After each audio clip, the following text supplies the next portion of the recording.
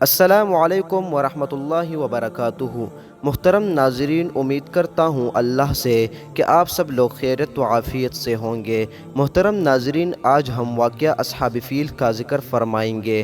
محترم ناظرین، حضور صلی اللہ علیہ وآلہ وسلم کی ولادت سے 50 یا 55 روز قبل اصحاب فیل کا واقعہ پیش آیا، جو سیرت اور تاریخ میں معروف اور مشہور ہے۔ قرآن کریم میں اس کے بارے میں ایک خاص صورت نازل ہوئی۔ منفصل قصہ کتب تفاسیر میں مذکور ہے۔ محترم ناظرین، مختصر یہ ہے کہ نجاشی شاہ حبشہ کی جانب سے یمن کا حاکم ابرہہ نامی تھا۔ جب اس نے یہ دیکھا کہ تمام عرب کے لوگ حج بیت اللہ کے لیے مکہ مکرمہ جاتے ہیں اور خانہ کعبہ کے طواف کرتے ہیں، تو اس نے یہ چاہا کہ عیسائی مذہب کے نام پر ایک عالیشان عمارت بناؤں جو نہایت مکلف اور مرصع ہو، تاکہ عرب کے لوگ سادہ کعبہ کو چھوڑ کر اس مصنوعی پر تکلف کعبہ کا طواف کرنے لگے۔ چنانچہ یمن کے دارالسلطنت مقام صنعاء میں ایک نہایت خوبصورت گرجا بنایا۔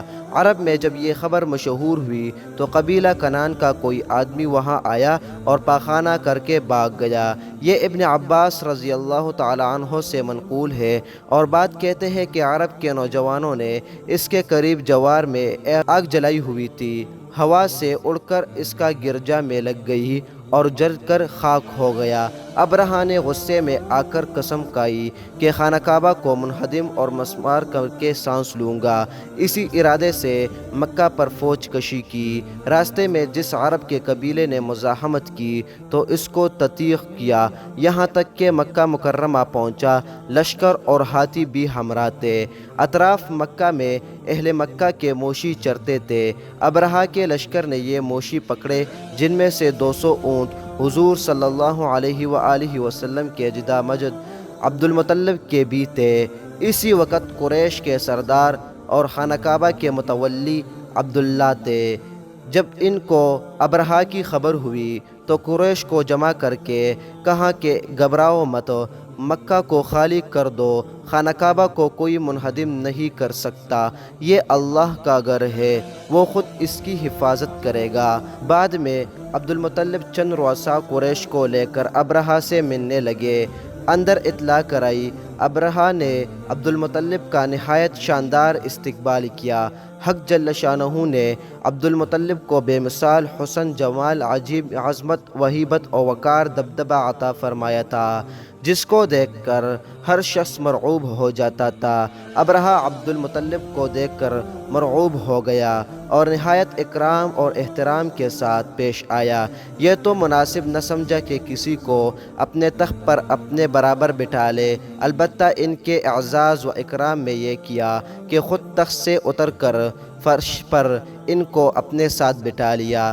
اثناء گفتگو میں عبد المطلب نے اپنے اونٹوں کی رہائی کا مطالبہ کیا۔ محترم ناظرین، ابرہہ نے متعجب ہو کر کہا، بڑے تعجب کی بات ہے کہ تم نے مجھ سے اپنے اونٹوں کے بارے میں کلام کیا، اور خانہ کعبہ جو تمہارے اور تمہارے آباء و اجداد کا دین اور مذہب ہے، اس کے بارے میں تم نے کوئی حرف نہیں کہا۔ عبد المطلب نے جواب دیا، میں اونٹ کا مالک ہوں، اس لیے میں نے اونٹ کا سوال کیا، اور کعبہ کا خدا مالک ہے، وہ خود اپنے گھر کو بچا لے گا۔ ابرہہ نے کچھ سکوت کے بعد عبد المطلب کے اونٹ کو واپس کرنے کا حکم دیا۔ عبد المطلب اپنے اونٹ لے کر واپس آ گئے۔ قریش کو حکم دیا کہ مکہ خالی کر دے، اور تمام اونٹوں کو خانہ کعبہ کی نذر کر دیا، اور چند آدمیوں کو اپنے ہمراہ لے کر خانہ کعبہ کے دروازے پر حاضر ہوئے اور سب کو کڑا کڑا کر کے دعائیں مانگے۔ عبد المطلب نے اس وقت یہ دعائی شعار پڑھے، اے اللہ، بندے اپنی جگہ کی حفاظت کرتا ہے، پس تو اپنی مقام کی حفاظت فرما، اور اہل صلیب اور صلیب کے پرستاروں کے مقابلے میں اپنے اہل کی مدد فرما۔ ان کی صلیب اور ان کی تدبیر تیری تدبیر پر کبھی غالب نہیں آ سکتی۔ لشکر اور ہاتھی چڑھا کر لائے ہیں تاکہ تیرے عیال کو قید کرے، تیرے حرم کی بربادی کا قصد کر کے آئے ہیں، جہالت کی بنا پر یہ قصد کیا ہے، تیری عظمت اور جلال کا خیال نہیں کیا۔ محترم ناظرین، عبد المطلب دعا سے فارغ ہو کر مع اپنے ہمراہیوں کے پہاڑ پر چڑھ گئے اور ابرہہ اپنا لشکر لے کر خانہ کعبہ کے گرانے کے لیے بڑھا۔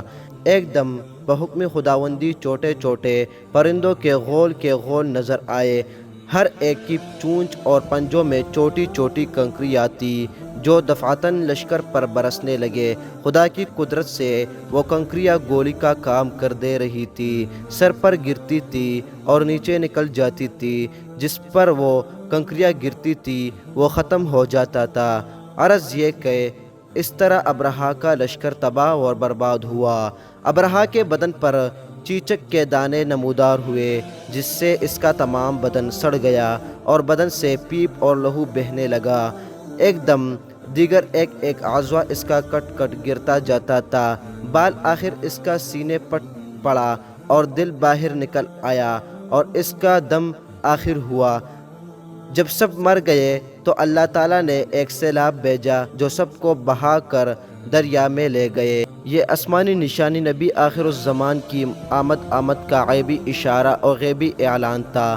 قریش کی یہ غیبی نصرت اور حمایت فقط اس لیے تھی کہ نبی آخر الزمان جو عنقریب اس عالم میں آنے والے ہیں، یہ ان کا قبیلہ اور کنبہ ہے اور اللہ کے قبلے کے متولی اور محافظ ہے، اس لیے بطور خرق عادت ان کی مدد فرمائی، ورنہ مذہبی حیثیت سے شاہ حبشہ اور شاہ یمن قریشی مکہ سے بہتر تھے، اس لیے کہ قریش مشرک اور بت پرست تھے اور اہل یمن اور اہل حبشہ اہل کتاب اور عیسائی تھے۔ معلوم ہوا کہ قریش کی یہ غیبی نصرت اور بیت اللہ کی فوق العادات حفاظت یہ سب حضور صلی اللہ علیہ وآلہ وسلم ولادت باکرامت کی برکت اور بشارت تھی۔ دعوے ختم نبوت کے بعد نبی کے ہاتھ پر جو امر خارق عادت ظاہر ہوا اس کو معجزہ کہتے ہیں، اور جو خوارق نبی کی ولادت کے قریب ظاہر ہو وہ ارحاس کہلاتے ہیں۔ ارحاس کے معنی بنیاد کے ہیں، چونکہ اس قسم کے خوارق نبوت کے مبادی اور مقدمات ہوتے ہیں، اس لیے ان کو ارحاس کہتے ہیں۔ ابرہہ کی لشکر کشی اور پھر اس کی تباہی اور بربادی کا یہ واقعہ ماہ محرم الحرام میں پیش آیا، جبکہ حضور صلی اللہ علیہ وآلہ وسلم کی ولادت باسعادت کا زمانہ بالکل قریب آ چکا تھا۔ اس زمانے میں جو اس قسم کے خوارق ظاہر ہوئے وہ سب آپ کی نبوت کے ارحاسات یعنی علامات اور نشانات تھے۔ اس واقعے کے 50 یا 55 روز بعد حضور صلی اللہ علیہ وآلہ وسلم کی ولادت باسعادت ظہور میں آئی۔ محترم ناظرین، امید کرتا ہوں کہ آپ کو یہ واقعہ بہت پسند آیا ہوگا۔ محترم ناظرین، ہم نے ایک سیرت شروع کی ہے نبی علیہ السلام کی۔ محترم ناظرین، امید کرتا ہوں آپ سے کہ آپ ہر روز اس ویڈیو کو بھی دیکھیں گے۔ اگر ہم سے کوئی غلطی ہوئی ہے تو پلیز کمنٹ پہ بتائیں اور اپنے رائے کا اظہار فرمائیں۔ اپنا بہت سارا خیال رکھیں، دعاؤں میں یاد رکھیں۔ خدا حافظ۔